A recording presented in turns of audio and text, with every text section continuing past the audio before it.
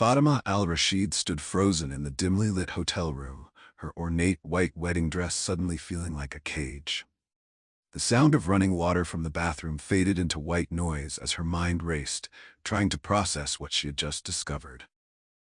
Her new husband, Imam Khalid Bakr, the man she had known for barely 6 months before their whirlwind courtship and marriage, had been hiding a secret so profound it threatened to unravel everything. As the bathroom door creaked open, Fatima's heart pounded. She knew that in the next few moments, her life would change forever. Little did she know, this was just the beginning of a story that would shock the tight-knit Arab-American community in Fremont, California, and lead to a criminal investigation that would uncover layers of deception, fraud, and a web of lies spanning continents. The al-Rashid family had been pillars of the Fremont Muslim community for over 2 decades. Fatima, their youngest daughter, was the pride of her parents, Yusuf and Amira. At 28, she had just completed her residency in pediatrics at Stanford University Hospital. Beautiful, intelligent, and devout, Fatima was considered the ideal bride by many in their close-knit community. Yusuf al-Rashid, a successful real estate developer, had always dreamed of seeing his daughter married to a man of faith and standing.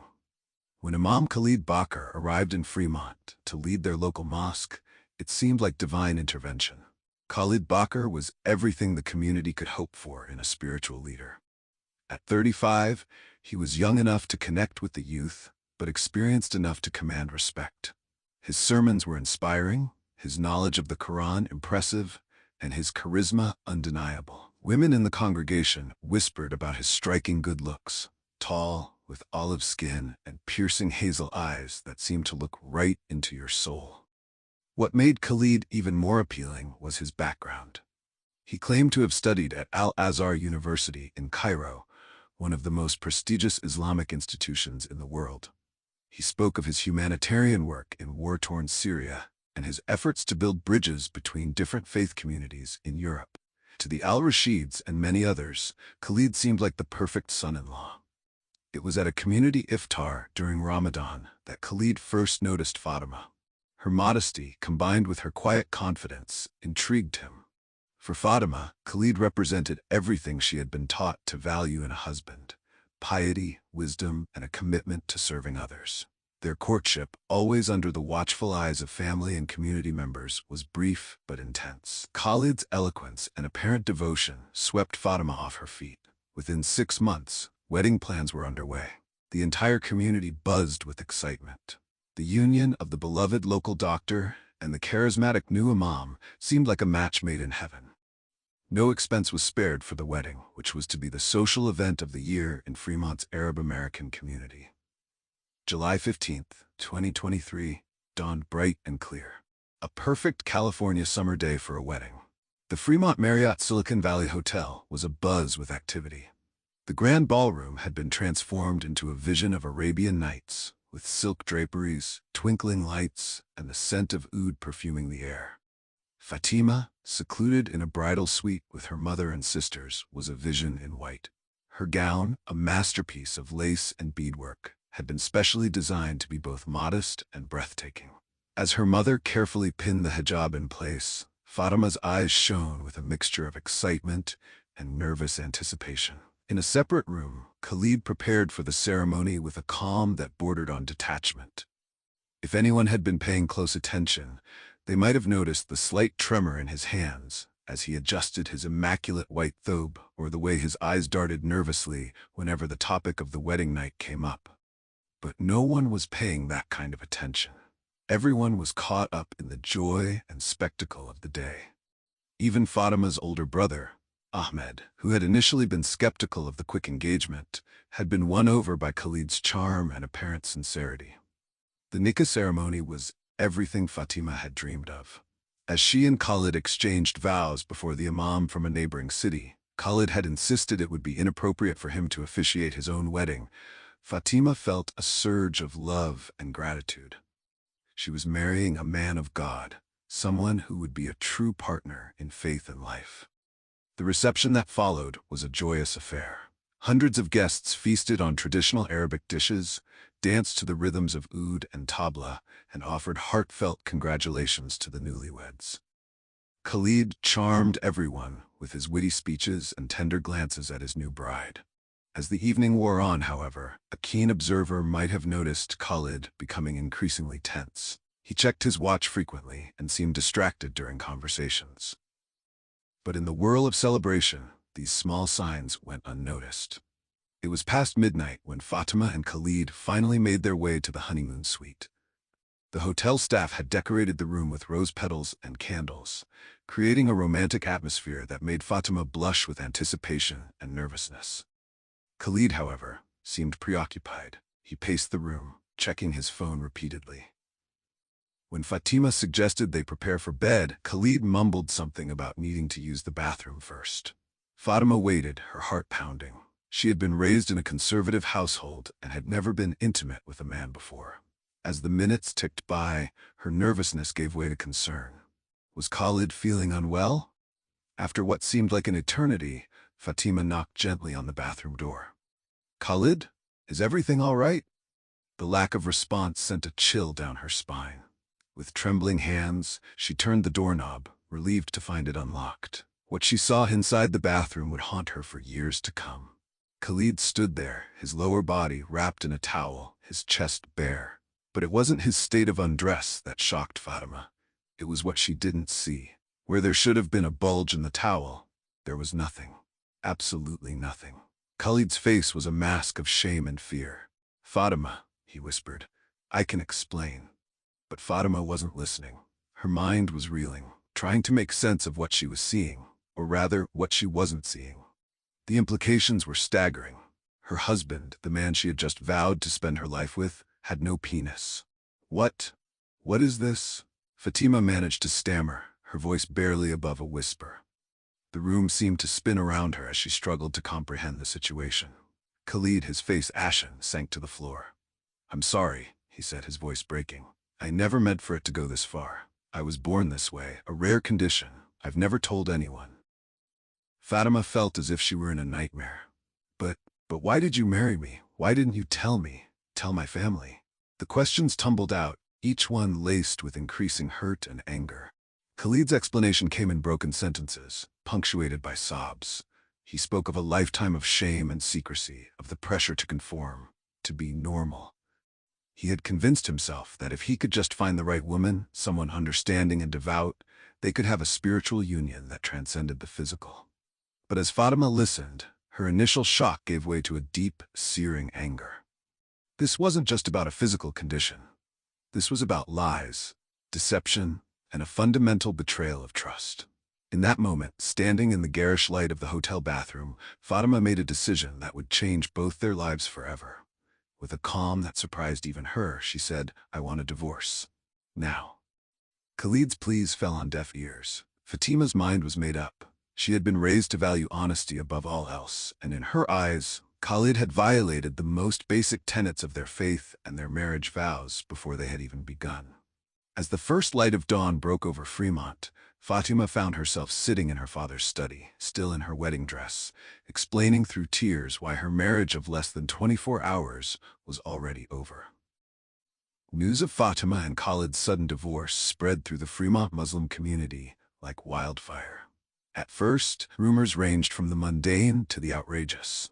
Some speculated that Fatima had discovered Khalid was already married. Others whispered about possible financial improprieties or hidden addictions. The Al-Rashid family, deeply embarrassed and confused, initially tried to keep the real reason under wraps. They cited irreconcilable differences and asked for privacy. But in a close-knit community where secrets were hard to keep, the truth eventually came out. The revelation of Khalid's condition and his deception sent shockwaves through Fremont and beyond. The community was divided. Some felt sympathy for Khalid, seeing him as a victim of societal pressure and his own insecurities. Others were outraged, viewing his actions as a grave betrayal not just of Fatima, but of the entire community's trust. In the chaos that followed the wedding night, Khalid Bakr vanished. He left behind a hastily scribbled note of apology in his hotel room and disappeared without a trace. His sudden absence only fueled more speculation and raised alarming questions. Who exactly was Khalid Bakr? And how had he managed to become their imam without anyone discovering his secret? As the community reeled from the scandal, local authorities began to take an interest in the case. What had started as a private family matter was quickly evolving into something much larger and potentially criminal. Detective Sarah Martinez of the Fremont Police Department was assigned to the case. A veteran of the force with a reputation for tenacity, Martinez sensed that there was more to this story than a simple case of marital fraud. Her first step was to verify Khalid's background. What she discovered was disturbing. The prestigious Al-Azhar University in Cairo had no record of a student by the name of Khalid Bakr. His claims of humanitarian work in Syria couldn't be substantiated. Even more alarming, the social security number he had used to gain employment at the mosque appeared to be fraudulent. As Detective Martinez dug deeper, a picture began to emerge of a man who had been living a carefully constructed lie for years. Khalid Bakr, it seemed, was not even his real name. Interviews with members of the mosque revealed that Khalid had always been vague about his past, deflecting personal questions with charm and religious platitudes. He had arrived in Fremont with glowing recommendations from mosques in other states, but when Martinez contacted these institutions, she found that none of them had any record of him. The investigation soon expanded beyond Fremont. Martinez reached out to law enforcement agencies across the country and even internationally. A pattern began to emerge. Reports of a charismatic religious leader who would ingratiate himself into Muslim communities, sometimes rising to positions of authority, only to disappear when questions about his background began to surface. While the investigation unfolded, Fatima al-Rashid found herself at the center of a storm she never could have imagined. Her medical career, which had been so promising, was put on hold as she struggled to cope with the emotional fallout of her experience. Fatima's parents, though supportive, couldn't hide their disappointment and confusion. They had always prided themselves on their judgment of character. How could they have been so thoroughly deceived? For Fatima, the hardest part was facing her community. Some treated her with pity, others with barely concealed curiosity. There were even those who questioned why she couldn't have been more understanding of Khalid's condition, suggesting that her quick decision to divorce was hasty or un-Islamic. But Fatima stood firm in her conviction. "This isn't about his physical condition," she would say when pressed. "It's about trust. It's about starting a marriage, a life together, with a fundamental lie. How can you build anything on that foundation?" As weeks turned into months, Detective Martinez's investigation revealed a story far more complex and disturbing than anyone had initially imagined. The man known as Khalid Bakr had been operating under various aliases for over a decade, moving from one Muslim community to another across the United States. In each location, the pattern was similar. He would arrive with impeccable but falsified credentials, charm the local community, and often rise to a position of religious authority. Sometimes he would leave of his own accord after a few months or years. In other cases, like in Fremont, his deceptions would be uncovered, leading to a hasty disappearance. But the true shock came when Martinez discovered the extent of his financial crimes. In several communities, Khalid had been entrusted with charitable funds meant for mosque renovations or aid projects. In each case, significant sums of money had disappeared along with him. Through collaboration with international law enforcement agencies, Martinez finally uncovered the true identity of the man who had called himself Khalid Bakr. His real name was Amir Fawaz, born in Lebanon but raised in Canada. His early life was marked by petty crime and con artistry. Somewhere along the way, Amir had discovered that posing as a religious leader offered unique opportunities for deception.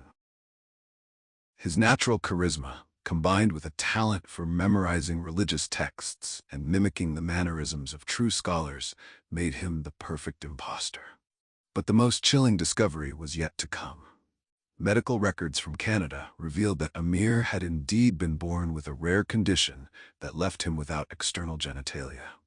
This truth, which he had hidden for so long and which had finally been exposed on his wedding night with Fatima, was perhaps the only honest thing about him.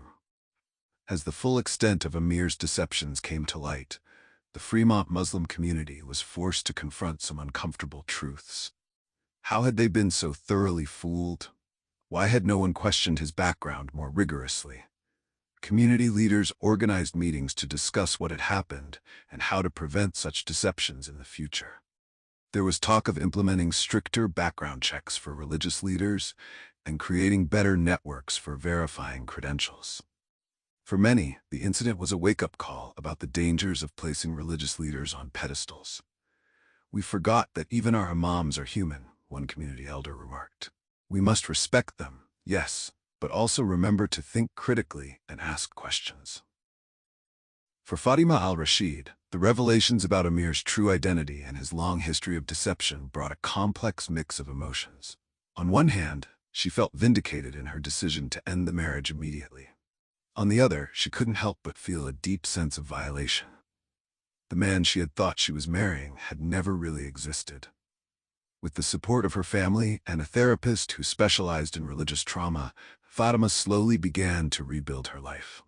She returned to her medical practice, throwing herself into her work with renewed passion.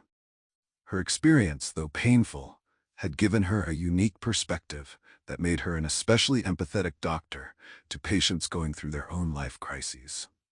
Fatima also became an advocate for greater transparency and accountability in religious communities. She spoke openly about her experience, encouraging others to trust their instincts and not be afraid to ask difficult questions, even of those in positions of authority. With Amir Fawaz's true identity revealed and the extent of his crimes becoming clear, the case was no longer just a local matter. The FBI joined the investigation, and a national manhunt was launched. Amir's face was plastered across news channels and social media platforms, making him one of the most recognizable fugitives in the country. Detective Martinez, now working alongside FBI agent Jason Keller, found herself at the center of a complex investigation that spanned multiple states and even crossed international borders. The team meticulously retraced Amir's steps, interviewing countless individuals who had crossed paths with the charismatic imposter over the years. As the investigation deepened, it became clear that Amir's activities weren't limited to the United States. Interpol became involved when evidence surfaced of similar schemes in Canada, the UK, and even as far as Australia. In each location, Amir had adapted his persona to fit local expectations, always maintaining the core identity of a learned and pious religious leader. The international nature of the crimes added layers of complexity to the case. Different jurisdictions, varying laws, and the challenges of coordinating across multiple law enforcement agencies made the hunt for Amir Fawaz a logistical nightmare. Back in Fremont, the Muslim community remained on high alert. Despite assurances from law enforcement that Amir was likely long gone, many couldn't shake the feeling of betrayal and violation. Security at the mosque was increased, and guest speakers were now subjected to rigorous background checks. For Fatima and her family, the ongoing investigation was a constant reminder of their ordeal. They found themselves torn between wanting justice and wishing they could put the whole sordid affair behind them. Yusuf al-Rashid, in particular, struggled with guilt. As a community leader, he felt responsible for bringing Amir into their lives. "I should have been more careful," he often said, the weight of his perceived failure evident in the new lines on his face. While traditional detective work yielded some results, it was in the digital realm that the investigation made its most significant breakthroughs. FBI cybercrime specialists uncovered a trail of online activity that provided crucial insights into Amir's movements and methods. They discovered that Amir had been using the dark web to procure forged documents and to communicate with a network of individuals involved in various fraudulent activities. This digital footprint not only helped track Amir's past movements, but also provided clues about his possible future plans. One particularly intriguing lead came from an analysis of cryptocurrency transactions. A pattern emerged suggesting that Amir might be planning to establish himself in a new location, possibly in Southeast Asia. Just as the trail seemed to be going cold, the investigation received an unexpected boost from a most unlikely source. A young man named Tariq reached out to Detective Martinez with information about Amir Fawaz. Cleric, it turned out, was Amir's estranged son from a brief marriage in his youth.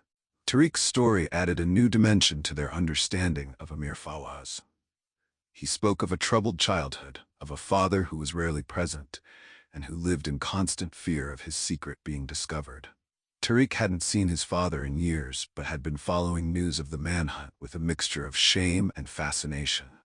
"I can't excuse what he's done," Tariq told Martinez, "but I think I understand why he did it.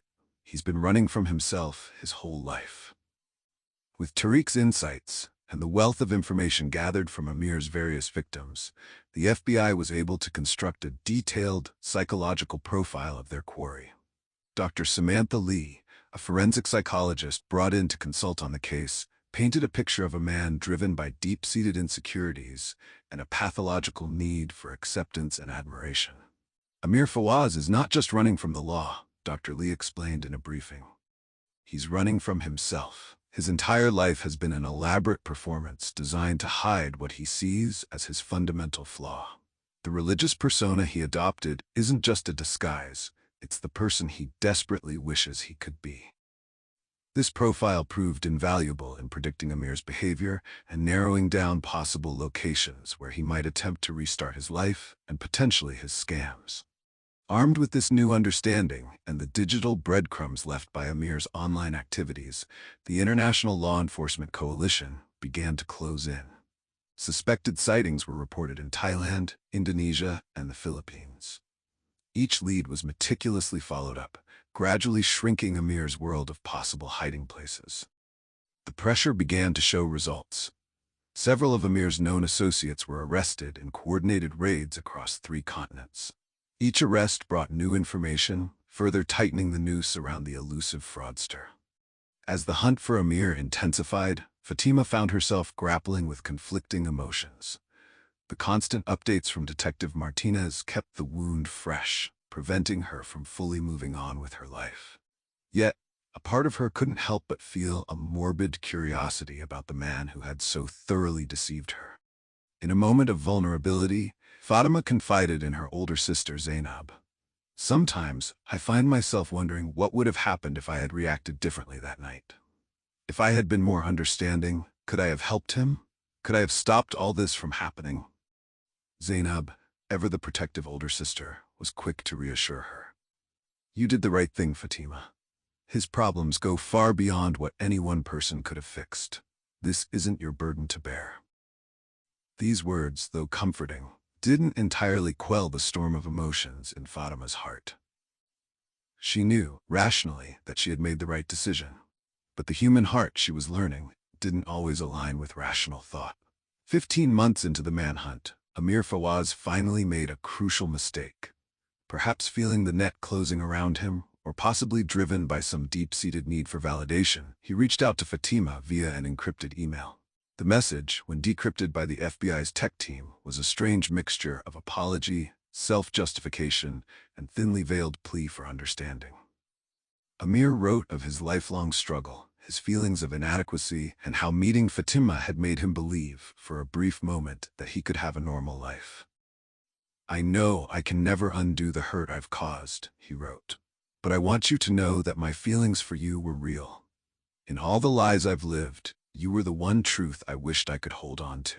For law enforcement, this communication was the break they had been waiting for. Working quickly, they devised a plan to use this unexpected contact to their advantage. With Fatima's reluctant cooperation, a response was crafted, designed to draw Amir out of hiding. The plan was risky. Fatima would agree to meet Amir, ostensibly to hear him out and gain closure. The rendezvous would be set in Istanbul, a city Amir had connections to and might feel safe in. For Fatima, the decision to participate in this operation was agonizing.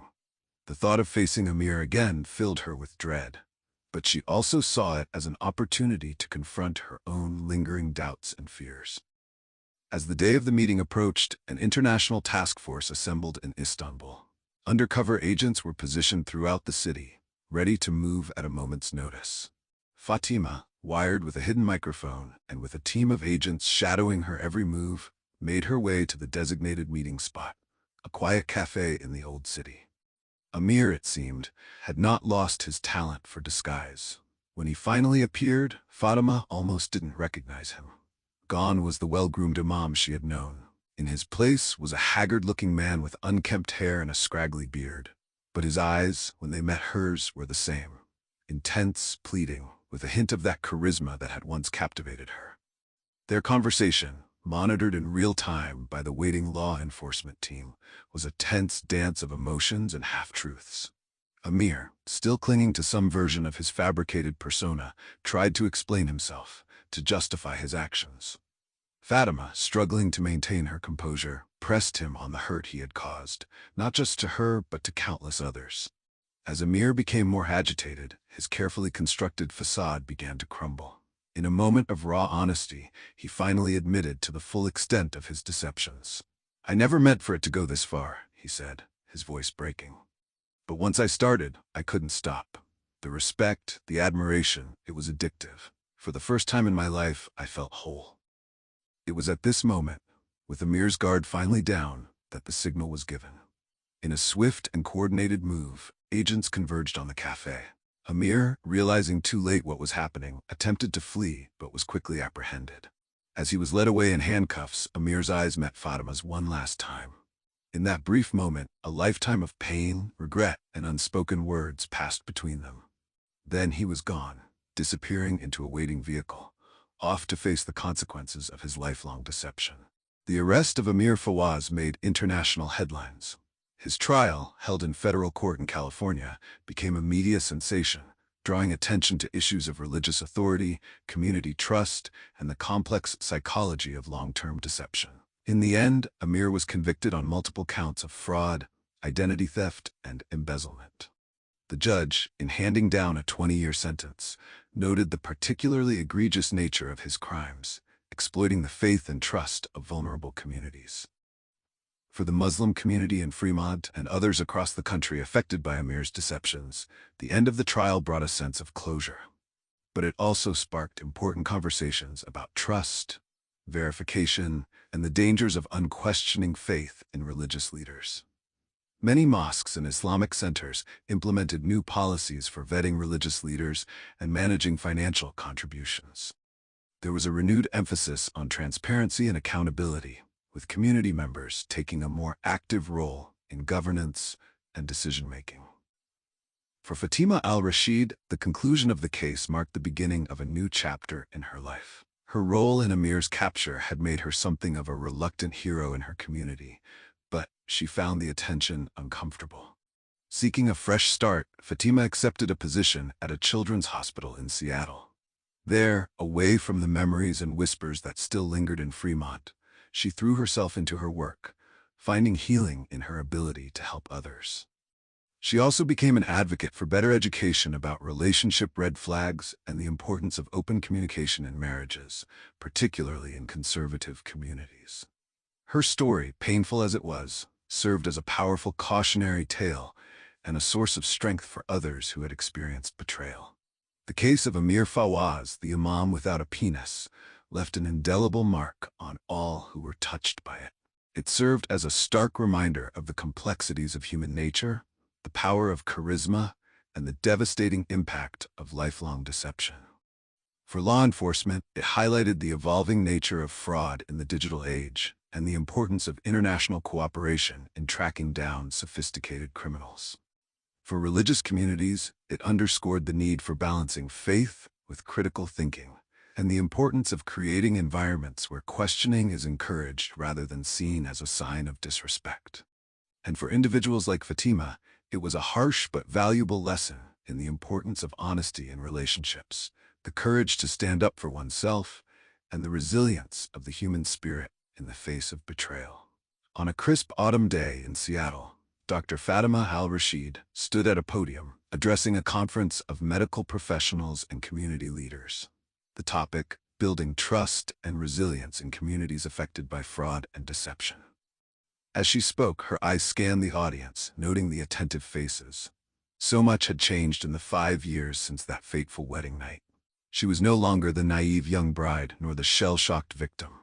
She had emerged stronger, wiser, and more determined to make a positive impact on the world.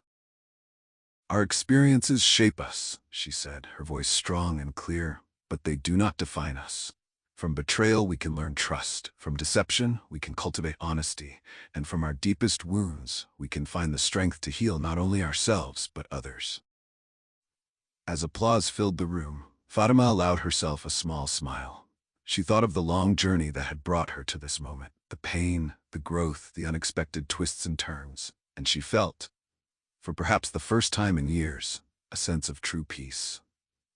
The story of the Imam without a penis had been a chapter in her life, a dark and twisted tale that had once threatened to define her. But it was no longer her story. She had taken control of her narrative, turning a tale of deception into one of resilience, advocacy, and hope. As she stepped down from the podium, Fatima knew that whatever challenges lay ahead, she was ready to face them, stronger, wiser, and unafraid of the truth.